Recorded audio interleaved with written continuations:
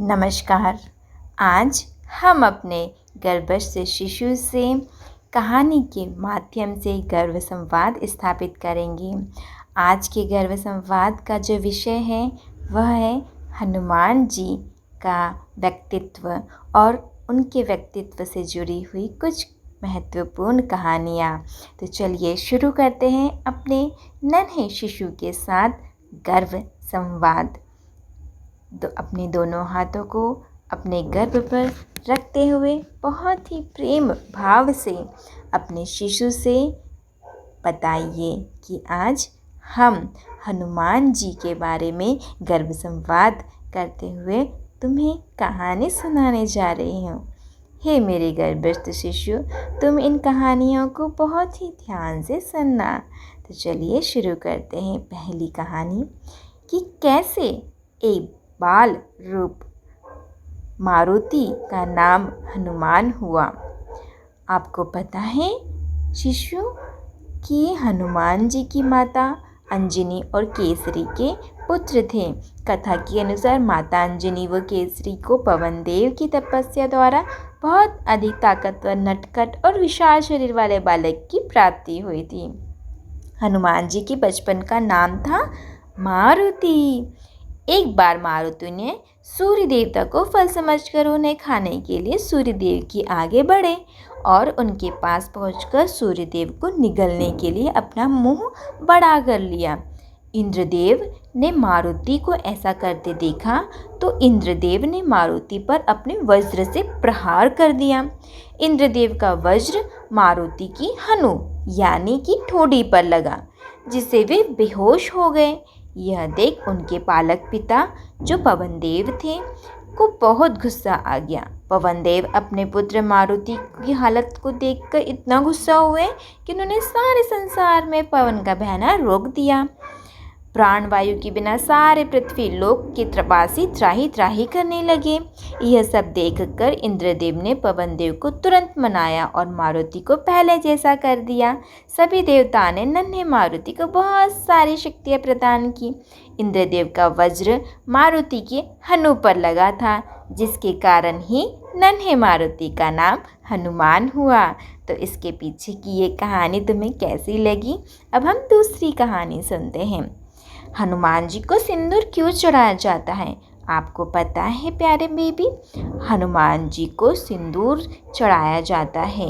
हे मेरे गर्भस्थ शिशु, एक बार की बात है, एक बार एक बजरंगबली ने माता सीता को मांग में सिंदूर भरते हुए देखा तो माता सीता से इसका कारण पूछा कि माता, आप अपने मांग में सिंदूर क्यों लगा रही हो? माता सीता ने हनुमान जी को उत्तर दिया कि वह प्रभु श्री राम जी को प्रसन्न करने के लिए सिंदूर लगाती है।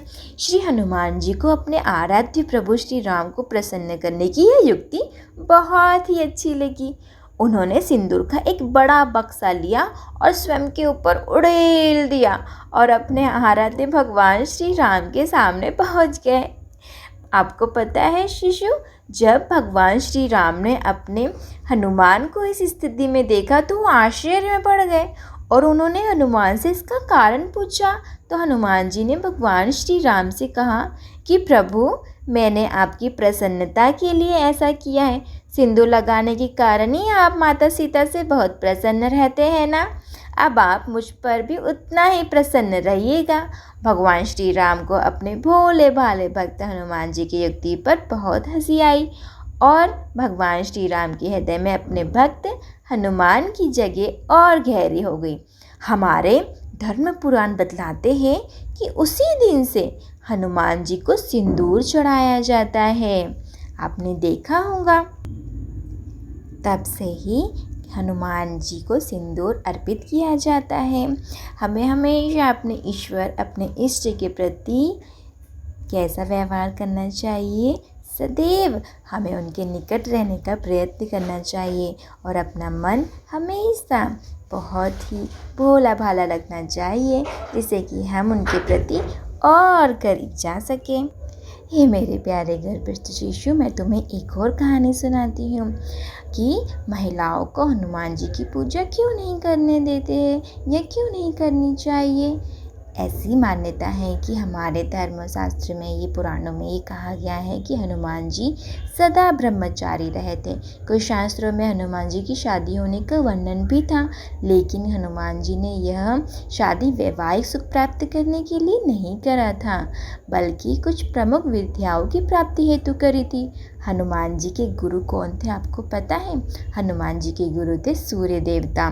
सूर्य देवताओं से उन्होंने बहुत सारे विद्याओं को प्राप्त किया था, लेकिन कुछ बाकी बची विद्याओं को वो प्राप्त नहीं कर पा रहे थे। इसलिए सूर्य देवता ने उन्हें उपाय दिया कि तुम्हें शादी करनी होगी, क्योंकि जिन विद्याओं को तुम्हें प्राप्त करना है उसे केवल एक विवाहित पुरुष ही प्राप्ति कर सकता है। तब सूर्य भगवान ने हनुमान जी का विवाह करने के लिए हनुमान जी से कहा, तो हनुमान जी को सोच में पड़ गई कि अब मैं किससे विवाह करूं। तब सूर्यदेव ने अपनी परम तेजस्वी पुत्री सुवर्चला से अपने शिष्य हनुमान जी की शादी कर दी। हनुमान जी तैयार हो गए। हनुमान जी और सुवर्चला की शादी हो गई। सूर्य देवता की बेटी और हनुमान जी की पत्नी देवी सुवर्चला परम तपस्वी थी।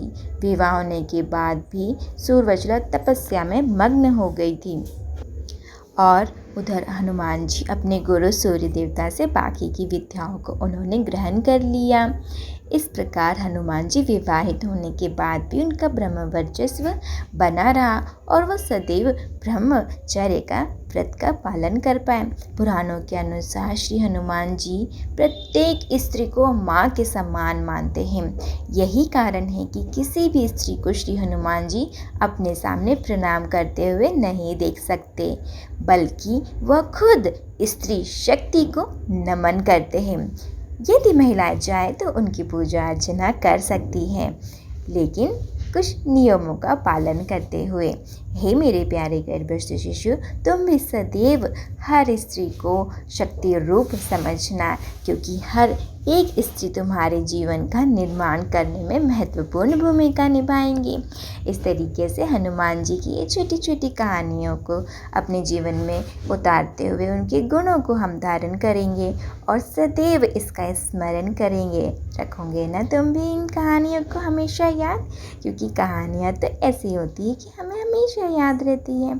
हे मेरे प्यारे गर्भस्थ शिशु, ये कहानियाँ सुनकर मैं तुम्हें हनुमान जी की भक्ति और उनका दिव्य तेज तुम्हें देना चाहती हूँ। तुम इसे ज़रूर अपने भीतर धारण करना। जय श्री राम बोलो। जय श्री राम। जय हनुमान। जय बजरंगबली।